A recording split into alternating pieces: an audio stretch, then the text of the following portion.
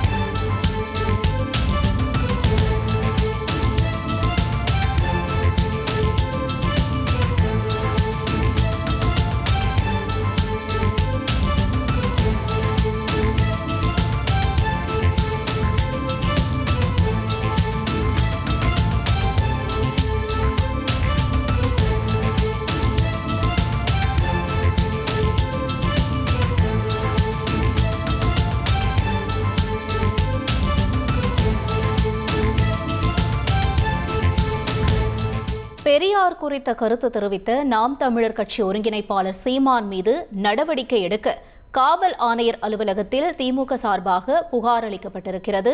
முக்கிய செய்தியாக பார்த்துக் கொண்டிருக்கிறோம். கூடுதல் விவரங்களை செய்தியாளர் சாலமன் வழங்க கேட்கலாம்.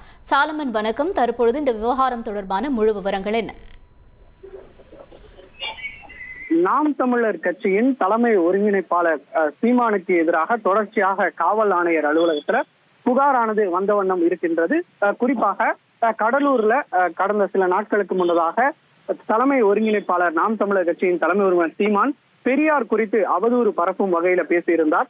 இந்த கருத்து தொடர்பாக தொடர்ச்சியாக அரசியல் கட்சியினர் பலரும் போராட்டங்கள் மற்றும் அவருக்கு எதிராக கண்டனங்கள் கொடுத்து வரும் நிலையில இன்று காலை திராவிடர் விடுதலை கழகத்தின் மாவட்ட செயலாளர் உமாபதி ஆகியோர் தனித்தனியாக சென்னை காவல் ஆணையர் அலுவலகத்துல நாம் தமிழர் கட்சியின் தலைமை ஒருங்கிணைப்பாளர் சீமான் மீது ஒரு புகார் ஒன்றை அளித்தார்.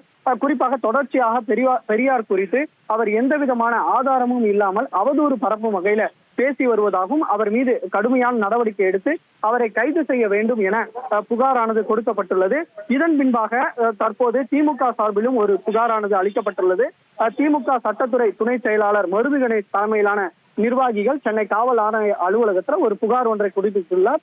கடந்த சில நாட்களுக்கு முன்னதாக வண்ணாரப்பேட்டை தங்க சாலையில நடைபெற்ற மகாகவி பாரதி பிறந்தநாள் நிகழ்ச்சியில பங்கு கொண்ட நாம் தமிழர் கட்சியின் தலைமை ஒருங்கிணைப்பாளர் சீமான் அப்போது பெரியார் குறித்து எந்த விதமான ஆதாரமும் இல்லாமல் அவதூறாக பேசியிருப்பதாகவும் அவர் மீது கடுமையான நடவடிக்கை எடுக்க வேண்டும் எனவும் தற்போது திமுக தரப்பிலும் ஒரு புகாரானது கொடுக்கப்பட்டுள்ளது. இதுவரை 3 புகார்கள் நாம் தமிழர் கட்சியின் தலைமை ஒருங்கிணைப்பாளர் சீமான் மீது காவல் ஆணையர் அலுவலகத்துல வந்துள்ளது.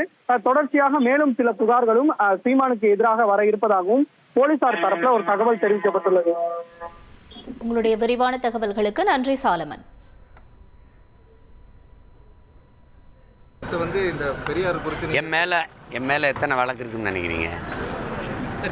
அதில் இது கூட கொஞ்சம் அவ்வளோதானே, கூட 100 50 அதில் ஒன்றும் இல்லை. எந்த வழக்கு போட்டாலும் அதை பற்றி கவலைப்பட போகிறீங்க. தேசிய பாதுகாப்பு வழக்கே பார்த்து